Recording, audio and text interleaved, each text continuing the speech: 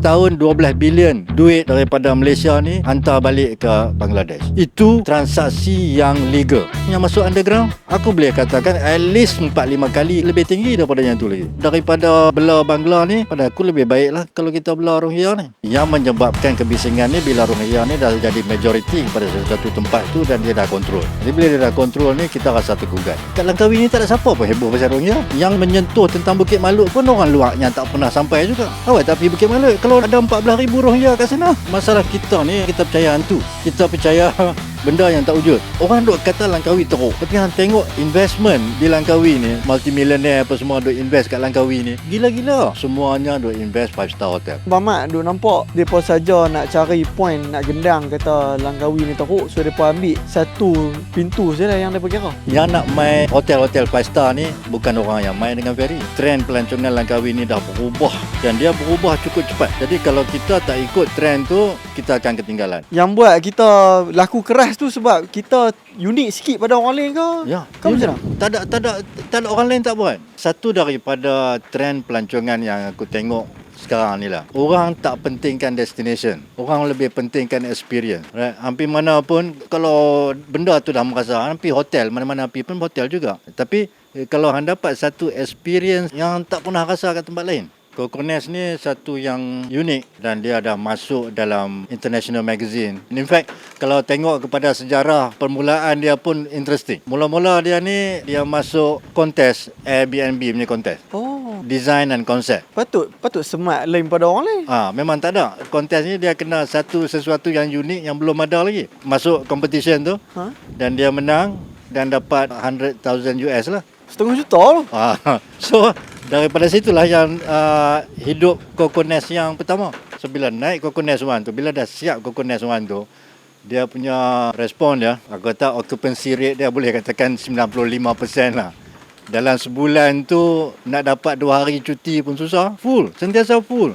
Ada yang terpaksa booking 6 bulan lebih awal. Kiranya kalau saya boleh faham, in a way Mamat cuba bagi tahu kalau ada cara untuk kita nak bertumbuk sama rata dengan game Four Seasons pun semua adalah jenis macam ni ya. Ya. Sebab depa cannot afford untuk level besar. Depa nak kena kisah serabut benda macam ni. Ya. Lagi satu privacy. Kalau hamai duduk dekat sini, tidur satu malam, hang saja tahu, orang lain tak ada. Oh, itu memang act ya. Memang betul-betul healing lah. Mamat selalu beritahu yang potensi tu selalu jauh lagi. Tapi mata saya macam takat nak boleh pi. Saya faham lah kan, tapi macam boleh macam mana nak boleh dalam ni kan. Right. Ya, apa yang aku tengok, kalau produk kita tu boleh masuk international magazine, Leisure and Travel ke, Condé Nast Travel ke, anda masuk level tu, anda tak payah advertise lah. Dia Mamat, benda tu ada cara ke, kena ada kaki ke? Tak juga, benda ni by words of mouth. Terutama dia kalau macam yang ni, dia ada link dengan Airbnb. Airbnb akan promote siapa-siapa yang menang kontes-kontes dia tu, dia akan promote lah. So daripada situ saja orang akan tengok. Dan sekarang ni orang nak tahu tempat-tempat tu, orang tengok dia ada banyak apps sekarang kan. Travel apps tu. Macam dekat sini, kalau pelancong daripada Singapura, mereka buka Klook saja. Mereka tak cari dah travel agent ni semua, mereka tak cari dah. Mereka buka Klook saja dan semua booking kat Klook. Daripada daripada Singapura main dekat sini, semua pakai Klook. So pintu dia pun dekat situ lah. Kalau kita tak letak barang kita kalau kat sana. Kalau barang kita tak ada dekat situ, tak ada lah. So, yang paling penting tu visibility produk kita tu. Itu untuk pelancong Singapura, pelancong Korea pun banyak pakai Klook. Tapi kalau daripada China, mereka tak pakai Klook. Mereka pakai Xiao Hongshu. Xiao Hongshu tak ada langsung tak. Dah kalau Mamat muhur pun saya percaya. Buka tengok Xiao Hongshu. Xiao Hongshu. Xiao Hongshu, China semua buka ikut Xiao Hongshu. Penginapan, mereka buka Xiao Hongshu. Lepas tu kat mana ada package travel, semua adalah Xiao Hongshu. Makan pun restoran-restoran yang ada kat Xiao Hongshu. So kalau kita tak promote barang-barang kita dalam tu, memang kita tak dapat pelancong Cina. Serupa juga macam tourism kat Langkawi ni. So orang duk komplain lah, tak ada orang apa semua. Mana boleh tak ada orang? Orang sama je. Tapi kita tak ada. Mana orang dia? Dia duduk di tempat lain. Duduk tempat lain. Depa daripada negara depa sendiri depa dah set mana depa nak pergi. Sampai sini semua sudah diatur oleh apps. Jadi kalau kita tak akses pada apps tu, memang tak ada lah. Ambil contoh Langkawi sajalah. Trend pelancongan Langkawi ni dah berubah dan dia berubah cukup cepat. Jadi kalau kita tak ikut trend tu, kita akan ketinggalan. Tengok, ambil satu contoh yang paling mudah sekali, pemandu teksi. Pemandu teksi pun semua buat Grab. Kalau hang tak buat Grab, hang tak merasa apa langsung. Contoh lagi satu. Awal tahun ni, 31/1. Pemandu teksi komplain sebab ada van haram yang mengangkut pelancong. Yang buat TikTok tu presiden pemandu teksi. Tapi dia bukan duduk Langkawi pun. Dia duduk kat luar. So dia tak puas hati, dia report kat JPJ pusat. Dia tak mau report kat JPJ Langkawi. Sebab dia kata JPJ Langkawi tak ambil tindakan. So dia report kat JPJ pusat. JPJ pusat bawa tim dia daripada Alostak semua mai buat rush dekat sini. Mereka tangkap adalah 2 biji van kena bawa pelancong. Mereka angkut dengan turis-turis sekali pergi sidai kat JPJ. Turis mana mereka ni? Turis cruise sidai kat JPJ. Bawa tak tahu berapa jam, 5-6 jam juga. Tu bad rap tu. Busuk lah nama, right? Bagi akulah kalau nak tangkap van tu pun, tangkap pi lah turis tu. Mereka bukan tahu van tu ada lesen ke tak ada lesen, right?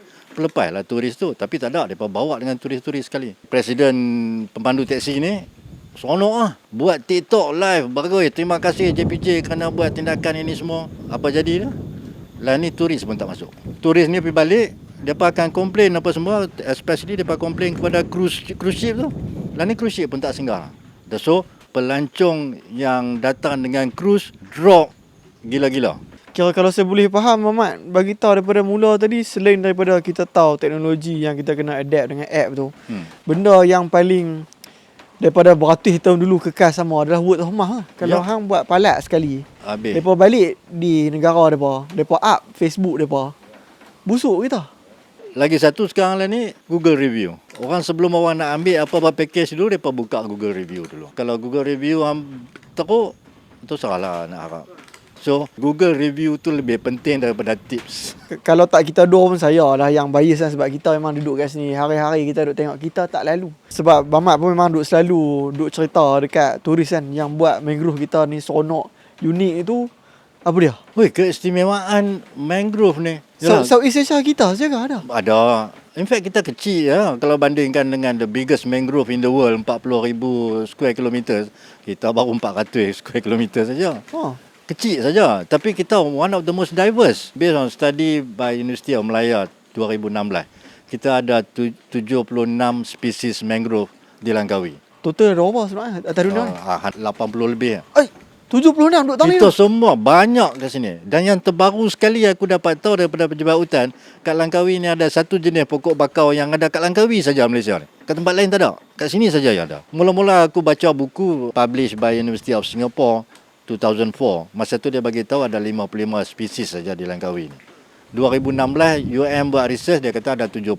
So dia akan bertambah lagi. Bila kita masuk dalam bakau tu, kalau kita observe betul-betul lah. Kalau dengan Mak Saleh dia kata amazing. Itu saja yang dia cakap tu. Amazing bagi mereka satu yang cantik. Macam aku beritahu lah, bawa turis pergi masuk celah-celah bakau tu. Oh, this is real Indiana Jones. Sampai macam tu sekali. Aku bawa sedua Mak Saleh. Saya susah nak percaya betul. Bawa dua Mak Saleh masuk ke dalam tu. Bawa pergi tempat lang. Sampai bayangkan pedalboard.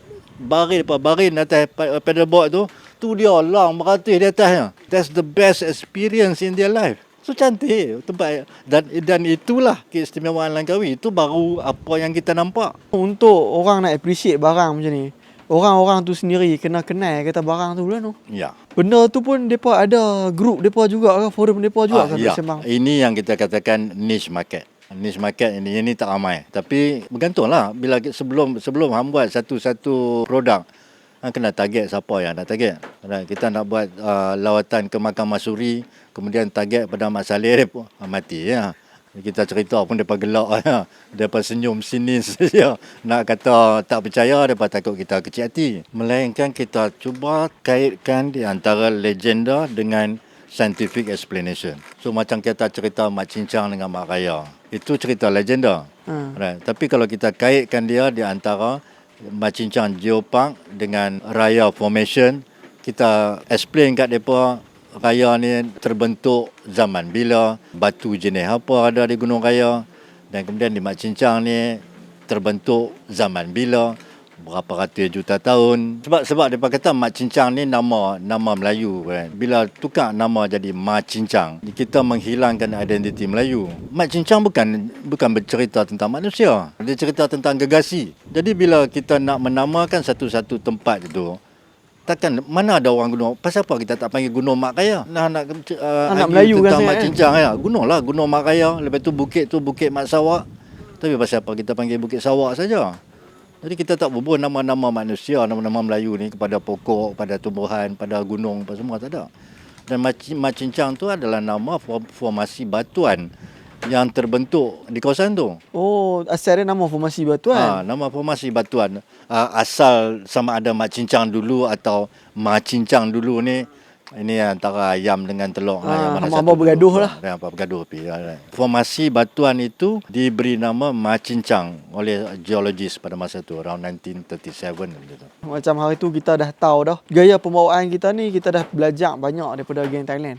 Kita memang bukan gaya mass. Blueprint kita in fact nak jadi Monaco dan sebagainya lah. Daripada sudut Mamat sendiri, sejauh mana benda tu boleh jadi dan dia sebenarnya dia berfasa ke apa? Sebab masa kita duk sembang semua tadi, Mamat dah tunjuk dah. Jadi ke tak jadi, orang nak duk kata geng besar duk pak duit tanah depa dah. Kalau kita tengok pada sekarang kedatangan pelancong B40. B40 main dengan ferry. T20 datang dengan kapal terbang. Aku bezakan dua tu sajalah. Kita tengok kedatangan pelancong tahun ni. 3 bulan pertama tahun ni. Bandingkan dengan 3 bulan pertama tahun lepas. Okey, Q1 dengan Q1 last year. Tahun lepas 322,000, tahun ni 282,000. Mana kita kehilangan 40,000 pelancong dalam masa 3 bulan. Tapi dalam masa yang sama, orang yang masuk dengan flight pertambahan sebanyak 40,000 Q1 tahun ni bandingkan dengan tahun lepas. So apa perbezaannya? Adakah sebab baru flight tu baru buka? No, flight sama juga. In fact, flight makin kurang. Dulu ada jugalah daripada Qatar Airways. Lah ni tak ada. Domestic flight daripada KL ke sini ni bertambah. Orang-orang KL lah ni main Langkawi, naik flight, tak mau naik ferry. Buang masa. Yang tu lah hujah Mamat untuk nak tikam depa tu balik adalah kesalahan dalam melihat data lah kot. Sebab masing-masing tengok ferry sebagai benchmark. Lengang ferry tu, maknanya Langkawi lengang lah. Mereka tak tahu yang Langkawi ni ada 6 pintu masuk. Ferry itu biasalah yang kita biasa tengok. Roro. Roro orang jangan tengok. Ya, ini interesting Roro ni. Nanti saya lagi beritahu. Kemudian cruise. Sebelum cruise tu lagi satu. Ferry Koh Lipe dengan Satun. So ferry ada 3 pintu masuk. Dan sini saja ferry domestik daripada Kuala Kedah ke Kuala Perlis drop, 40,000 orang hilang.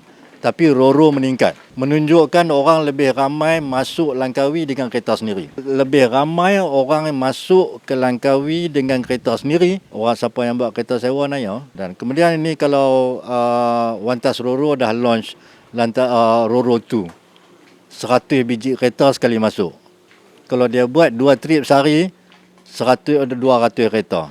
Sebulan 6,000. Tu dia satu saja. Berapa banyak lagi tu? Roro yang ada. So kita anggaplah 5,000 saja kereta masuk sebulan ke Langkawi. Lingkup nombor 1 kereta sewa, nombor 2 Grab. Dan masuk dengan kereta sendiri lebih murah. Kita buat perbandingan.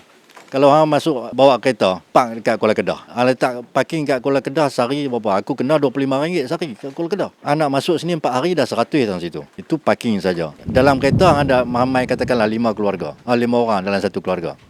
Nak beli tiket daripada Kuala Kedah mai kat sini RM27. Pergi balik untuk 5 orang dah 270. 270 campur dengan parking dah 370. Masuk sampai kat sini yang kena sewa kereta. Kalau kena sewa kereta sehari 100, 4 hari dah 400. Jumlah keseluruhan 700. Menaik dengan Roro, kalau setakat Saga dengan Beza saja 350 pergi balik. Sampai sini tak payah nak kendong bawa troli naik ferry. Lagi senang dan lagi murah bawa kereta sendiri masuk ke Langkawi. Sampai sini yang tak gaduh lah kena scam sewa kereta ke, komplain kena calak sikit hilang deposit.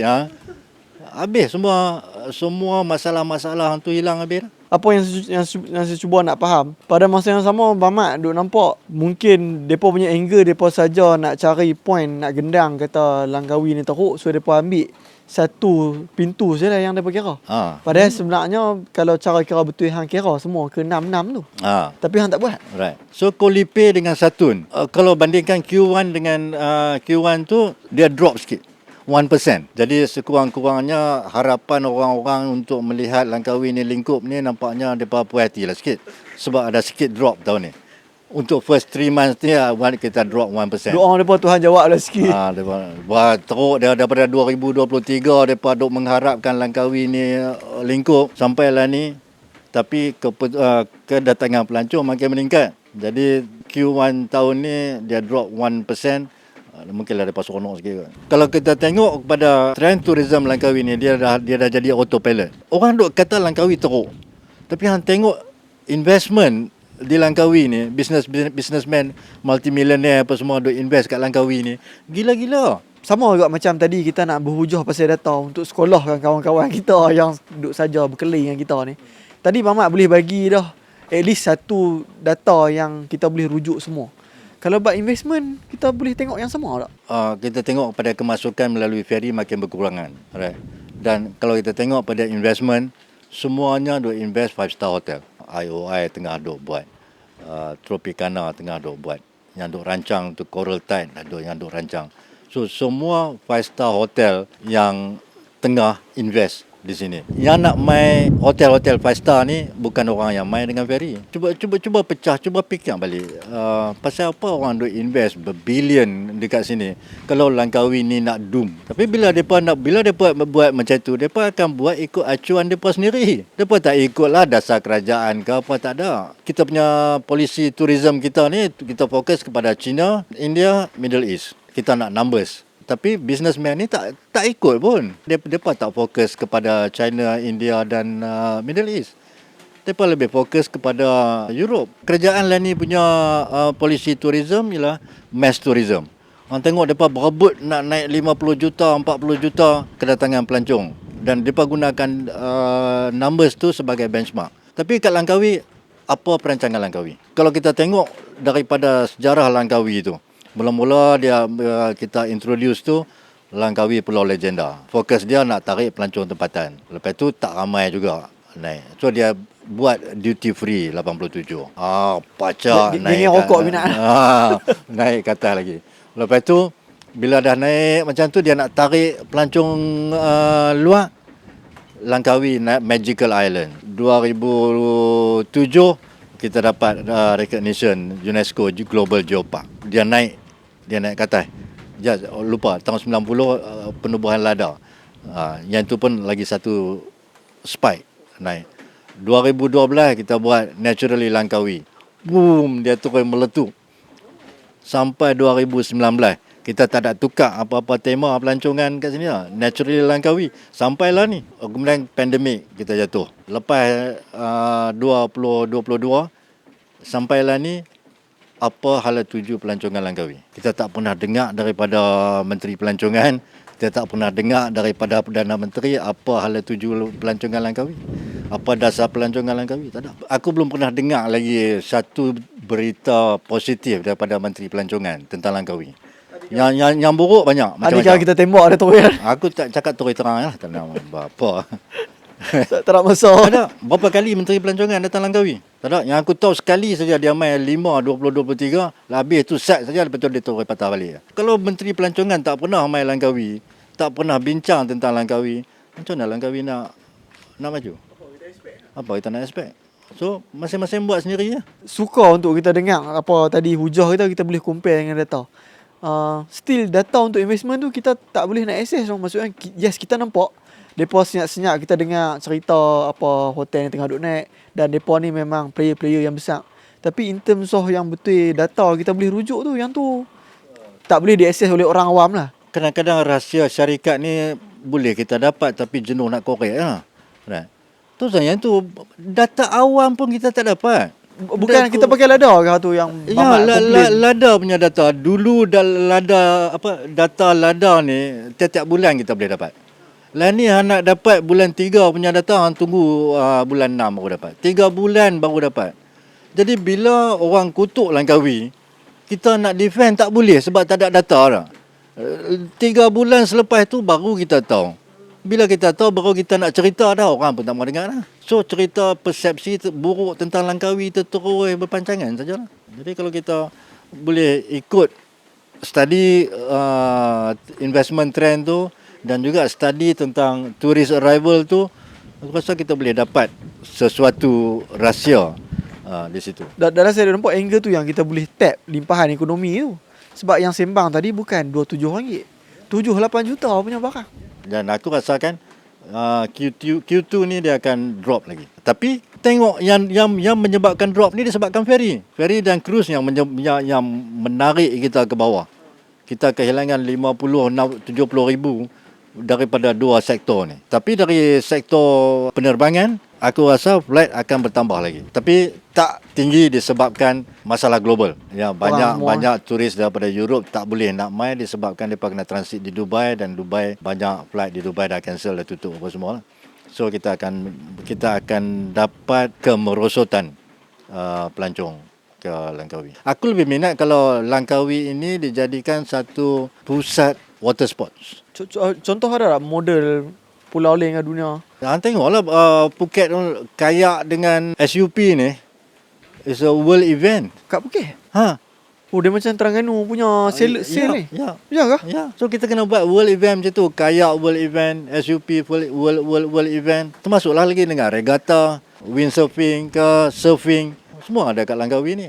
Yang tidak melibatkan kenderaan berenjin. Dia maintain slow life tu. Tapi kalau nak bawa dekat sini F1 Superboat tu, itu dah lain lah. Bila Mamat sebut slow living, slow travel tu, saya ada tertengok tadi kita sembang makan roti canai pasal Natasha Hudson kan. Ada orang main interview dia, depa collect sekali Angry Koala kot. So antara benda yang dia cerita, dia kata yang tu lah benda yang dia cari dan dia jumpa tu ada di Langkawi. Dia tak kata lah directly, tapi bila Mamat cerita tadi tu, saya rasa boleh make sense. Living a slow life tu, dengar sekali lalu dia bukan slow life, dia ada inti macam mana. Sebab benda ni dia tak hiruk pikuk dunia, dia satu hitam pun dia macam ni. Bagi aku itulah identiti Langkawi. Slow living tu salah satu daripada identiti Langkawi lah. Selain daripada sejarah geologi, sejarah ekologi, keperlahanan pembangunan di Langkawi itu. Itu yang menarik orang luar masuk ke dalam. Kalau Langkawi dah jadi macam Penang, tu saya kata siapa, aku berlari. Kita tinggal fasa yang tak barang di Malut lah kot. Rasanya tema kita yang sebenarnya buat kita sembang benda ni sekali lagi adalah ketidaksukaan kita orang luar duk cakap pandai tapi hang tak mai tanya sungguh pun orang di dalam ni macam mana. Benda ni aku lebih suka tengok satu gambaran yang luas sikit. Isu Rohingya ni aku tengok sudah terlalu emosional sampaikan kita sanggup nak tembak depa kat tengah laut, halau saja berbuah dalam kapal, hantar pergi keluar, kita bom saja di luar batas-batas kemanusiaan yang kita sampai macam tu sekali. Tapi bagi aku ini hanyalah sementara saja. Sebab kalau tengok kepada pendatang asing yang datang ke Malaysia ni, kalau nak dibandingkan dengan Rohingya dengan Bangla ada 1.2 million kat Malaysia ni. Rohingya baru 126,000. Pasal apa kita tak boleh nak handle 126,000? 1.2 million kita boleh handle. Kalau tengok kepada kesan dia juga, Rohingya ni dia dah terputus dengan Arakan. Tak ada saudara mara mereka pun, tak ada apa sana dah. So kalau mereka ni bekerja di Malaysia ni pun, cari duit di Malaysia ni, mereka akan belanja di Malaysia juga. Tak hantar balik dah duit. Tapi dengan Bangla, mereka mai sini ramai-ramai. Kerja dekat sini, duit semua hantar balik ke Bangladesh. Dan kita rugi jauh lebih banyak daripada bela Bangla ni. Pada aku lebih baiklah kalau kita bela Rohingya ni. Ni tentu aku kena maki ni. So bila hari tu aku dah katakan buat pengasingan tempat ni. Masalah dia ialah sebab Rohingya ni sudah terlalu ramai dalam satu-satu tempat. Dia sudah melebihi daripada majoriti sesuatu tempat. Kalau dia minoriti, tak ada siapa kacau pun. Kat Langkawi ni tak ada siapa pun heboh pasal Rohingya. Yang heboh pasal Rohingya di Langkawi ni orang luar. Orang Langkawi sendiri tak kerti. Adalah sikit-sikit bila timbul isu ni, barulah nampak ada ramai Rohingya dekat Kawash. Lagi kat mana lagi Rohingya? Bukit Malut. Yang menyentuh tentang Bukit Malut pun orang luar yang tak pernah sampai juga. Yang orang pernah sampai ke Bukit Malut ni diam tak bercerita. Ustaz Sofian cukup lantang dengan tim 11 dia lawan Rohingya ni. Dia tak pernah sebut pun Bukit Malut. Tim 11 Langkawi ada. Awak tak pergi Bukit Malut. Kalau ada 14,000 Rohingya kat sana. Macam kawan kita kata tadi, Bukit Malut tu sendiri image dia tu agak gelap buat orang lain tak apa ambil kisah dan agak takut untuk ambil tahu. So semua orang boleh cakap di luar compound saja. Nak masuk nak pergi kata, ni tak betul pun, ni betul. Adakah tu faktor dia juga? Ya, masalah kita ni, masyarakat kita ni, kita percaya hantu. Kita percaya benda yang tak wujud. Kita takut benda yang kita tak tahu. Kita takut yang kita tak tahu, lepas tu kita tak mau ambil tahu sebab kita takut nak ambil tahu. Lepas tu kita buat persepsi. Berapa ramai orang yang duk komen dalam posting aku. Aku cakap, jom kita pergi tengok. Dan satu orang challenge aku. Tuan bawa saya masuk dalam tu boleh? Jadi aku kata, orang Langkawi ke orang luar? Kalau orang Langkawi, orang tak tanya benda tu. Boleh masuk ke tak boleh masuk? Make sense? Ni mesti orang luar ni. So aku kata, okey, jom kita masuk. Dia minta nombor telefon, aku bagi. Janji pukul 2, pukul 2 aku tunggu sana, dia tak main. Aku mesej balik dekat dia, saya takut nak masuk. Apa punya manusia? Sembang bukan main. Macam profesor tu lah. Dia nak masuk, tapi polis tak bagi masuk. Dan kemudian daripada disebabkan halangan polis tu, dia buat tanggapan yang itu mesti Rohingya. Kalau bukan Rohingya, pasal apa? Tak bagi masuk. Bermak rasa sejauh mana apa yang dia kata polis tu? Betul ke tak betul? Mungkin ada kebenaran dia, tapi sejauh mana kebenaran itu aku tak tahulah. Yang tu kena tanya polis dia kan. Kita bukan boleh nak jawab. Polis yang tak bagi masuk. Takkanlah dia pergi habaq kat balai saya nak pergi Bukit Malut, tolong bawa saya pergi. Memang bukan kerja polis lah. Sebab tu ada pula yang buat andaian kata taksi dengan Grab tak mau bawa mereka masuk dalam tu. Kalau aku bawa kereta aku tak berani masuk. Jalan sempit. Sekali set lagi hang bertuah nak orang mampus yang tu lah. Tak bayar 30 kat Grab Ya, lagi. Jadi 300 tadi. Ya, 300 lagi sebab jalan sempit sangat. So Grab dengan taksi memang tak mau masuk dalam tu. Tapi hang boleh je kat main entrance jalan masuk tu. Panglah kereta kat situ jalan kaki masuk.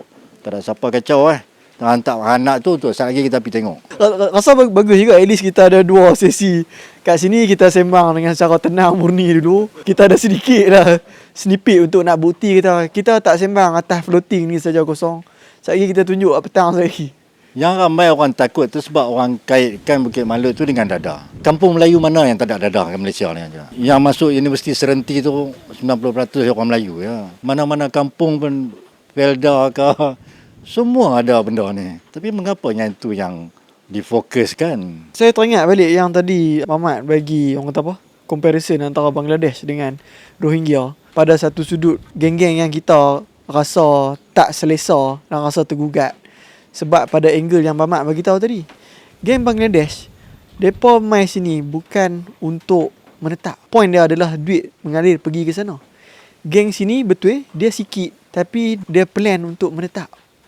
Rasa angle yang tu yang buat kita rasa tergugat tu. Dia bukan orang kata apa, betul emosi tu ada, tapi rasa angle yang tu yang buat semua orang rasa tak sedap hati tu. Lah ni kita nak hantar mereka pergi mana? Kalau ada tempat yang kita boleh hantar, aku rasa kerajaan pun akan hantar lah.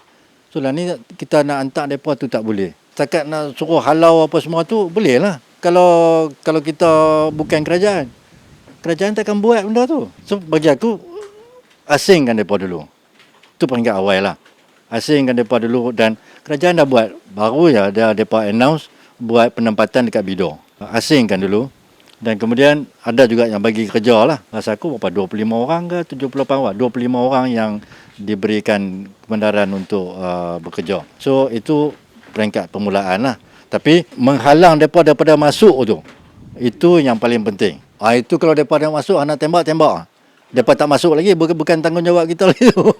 Kalau berani Dalam maksudnya yang tu sajakah yang tinggal yang kita boleh, tangan kita boleh mampu buat sesuatu. Ya, yang kemasukan tu perlu dihentikan walau dengan apa cara sekalipun. Dan kemudian kita settle benda yang ada dalam ni pelan-pelan. Dan yang aku tengok lah, yang menyebabkan kebisingan ni bila Rohingya ni dah jadi majoriti pada sesuatu tempat tu dan dia dah kontrol. Jadi bila dia dah kontrol ni, kita rasa tergugat. Jadi pecahkan mereka ni, bagi mereka kecil-kecil, bagi mereka jadi minoriti dalam satu-satu tempat, hantar ke satu pusat sana, satu pusat sini. Jadi mereka tak ada dalam komuniti.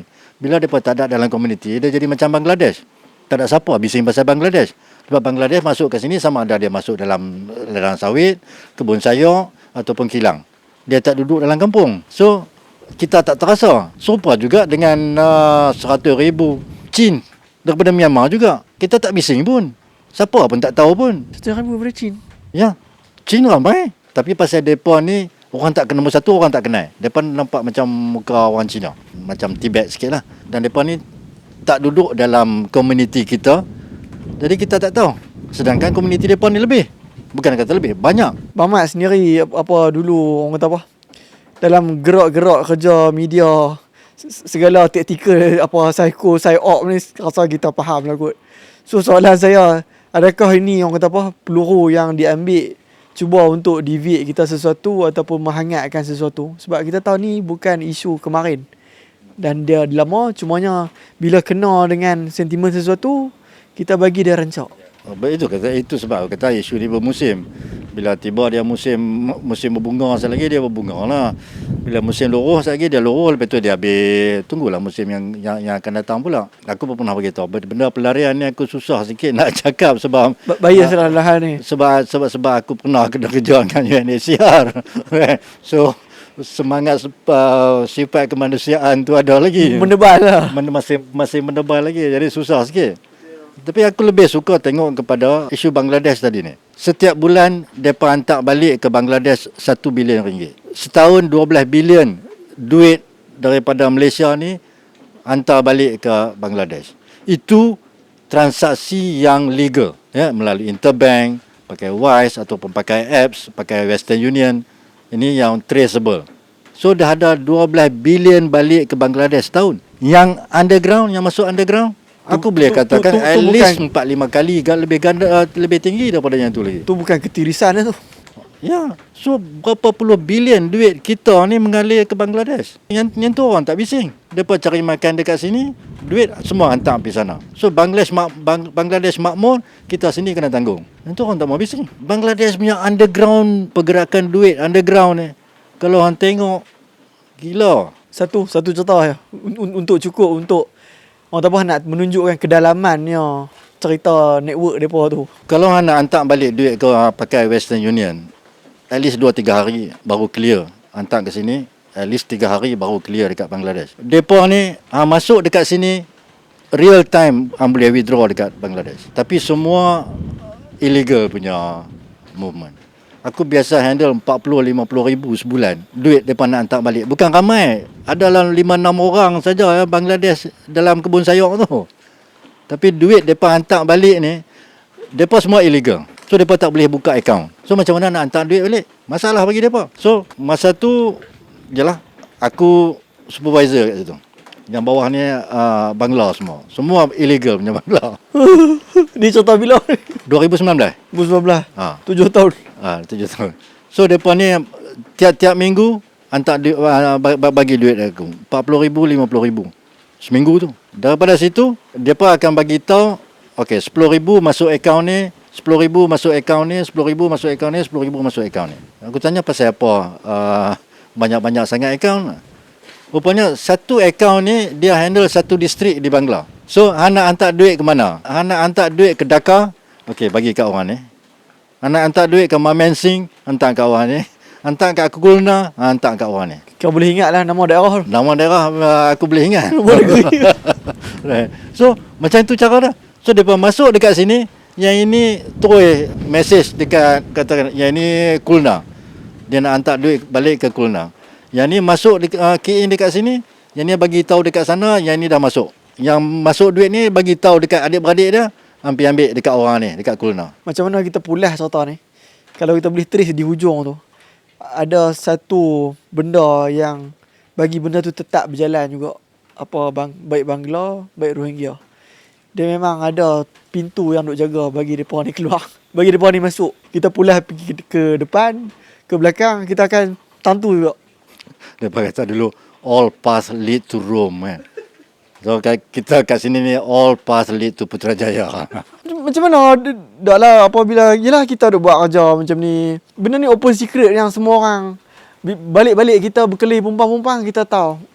Apa macam mana yang Mamat cakap tu kan. Sama juga tahun 2019 juga aku pernah buat posting pasal tembak lorong. Ini aku dengan parti daripada Indonesia pula. Mereka duduk kat sini, masuk pakai social pass. Lepas tu duduk sini 5-6 tahun baru balik. Nak balik ikut mana? Jalan belakang Jalan depan. Mereka tak masuk ikut macam mana? Mereka masuk ikut KLIA. Lalu ikut immigration. Lepas kat situ, kita penyeludupan orang ni naik boat apa semua ni. Lalu ikut immigration tu lagi banyak. Serupa jugalah ni penyeludupan lebih banyak berlaku ikut legal road daripada siapa nak tanggung berai naik gunung. Tak ada. Lebih nak tanggung berai pun setakat 5-6 paket boleh lah. Ini orang duk masuk satu kontena. Oh kok seluduk saja sudahlah. So di mana pusat penyeludupan yang terbesar ni? Kat Penang je. Tak payah pergi jauh. Tak payah pergi jauh, kat Penang saja. Tapi siapa pun tak kacau. Ni yang tadi balik pada tembak lorong tadi ni. Tembak lorong ni depa lalu, aku tanya kat depa macam mana apa balik. Seorang bayar 1,000 kat ejen. Ejen ni lah yang tukang atok. Dia kata okey, pukul 1 malam semua sampai kat KLIA. Depa atok sampai sana. Depa tunggu kat sana, okey, pukul 4 masuk lorong 4. Lah ni dapat sebut counter setting. So 2019 lagi aku dah buat posting macam tu. Tapi member dalam kerajaan duk kutuk aku. Sampai tag immigration. Kata aku buat fitnah. Kata, mainlah jumpa aku. Apa nak susah apa nombor telefon aku ada, nak main cerita, jom kita pergi tengok. Diam macam tu saja. Diam ni dia ada dua makna lah tu. So masalah kita, masalah penyeludupan, masalah parti ni daripada atas. Dan kita kat sini kat bawah ni nak bergaduh pula siapa yang lebih Rohingya, siapa yang lebih Melayu, siapa yang lebih tu apa. Orang semua kutip duit kuat-kuat, kita duk gaduh di bawah apa. Dia macam mana apa semua perbincangan kita walaupun all leads to Rome ke, kalau satu benda dia lead to frustration lah. Itu bila sampai kepada perangkat macam tu, hampa semua main Langkawi healing. Duduk macam tempat macam ni aku tak ambil pot pasal benda-benda lain dah. Inilah tempat yang paling relax. Saya punya niat bila main SMA dengan Mamat ni lebih nak dapat orang tahu apa, sudut pandang yang lebih menyeluruh lah. Tapi sebenarnya separuh daripada saya pun tahu dah. Seluruh tu macam mana. So bila kita dengar Mamat pun dah mengiyakan, dia jadi macam sangat melelahkan. Dan aku cuma nak apa yang aku tahu aku tulis. Itu sajalah. Tapi kalau kita nak join nak itu yang ni tak adalah letih dah lah. Sekarang masa untuk kita menikmati kehidupan. Saya still duk nampak juga daripada bibit-bibit tulisan Mamat. Frustration tu kadang-kadang dia mounting. Dia terkeluar juga. Still ada juga. Ya. Terutamanya bila timbul isu-isu baru, orang-orang baru yang naik bawa macam katakan alam sekitar sajalah. Berapa ramai sekarang ni, ramai aktivis baru yang naik nak melawan apa semua. Ya. Aku pun dulu macam tu. Sampai itulah sampai kepada satu peringkat tu, setinggi mana yang hang boleh bawa.